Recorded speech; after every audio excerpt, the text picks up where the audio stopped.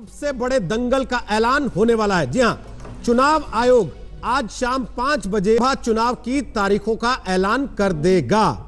आज शाम 5 बजे चुनाव आयोग की बड़ी प्रेस कॉन्फ्रेंस होगी, जिसमें यह बताया जाएगा कि चुनाव किस किस तारीख को होंगे, कब नामांकन दाखिल किए जाएंगे, कब वोट डलेंगे और कब चुनाव के बाद वोटों की गिनती होगी और कब नई सरकार का ऐलान होगा।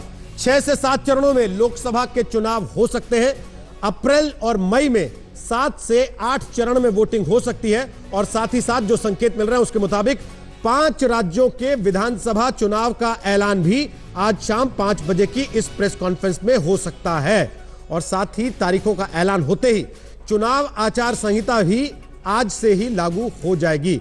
तो अब से ठीक 4 घंटे के बाद चुनाव आयोग लोकसभा चुनाव की तारीखों का ऐलान कर देगा। आंध्र प्रदेश, ओडिशा, सिक्किम, अरुणाचल, इन सब राज्यों में चुनाव की तारीखों का ऐलान आज लोकसभा चुनाव के ऐलान के साथ साथ हो सकता है। कुल 543 सीटें लोकसभा की, जिनके लिए आज यह तय हो जाएगा, चुनाव आयोग सार्वजनिक कर देगा कि वोट कब पड़ेंगे। हालांकि राजनीतिक पार्टियां पहले से ही चुनाव मोड में हैं। कांग्रेस, बीजेपी दोनों तरफ से अपने अपने गठबंधन को मजबूत करने की कवायद पिछले कई महीने से लगातार चल रही है। प्रधानमंत्री नरेंद्र मोदी और राहुल गांधी दोनों के दौरे लगातार जिस तरीके से चल रहे हैं, उससे यह बात पहले से साफ है कि दोनों पार्टियां बड़ी इस देश की चुनावी मोड में पहले से आ चुकी हैं। लेकिन जैसे इम्तिहान की तैयारी छात्र पहले से करते रहते हैं, डेट शीट आने के बाद माहौल एकदम बदल जाता है। ठीक वैसी ही स्थिति आज लोकसभा चुनाव की तारीखों का ऐलान होने के बाद भी होने वाली है और दोनों पार्टियों ने अपनी अपनी जीत के दावे करने शुरू कर दिए। जनता में जबरदस्त उत्साह है कि फिर से मोदी जी के नेतृत्व में सरकार बने, देश सुरक्षित हाथों में रहे, देश का विकास कर सके और जनता का कल्याण कर सके।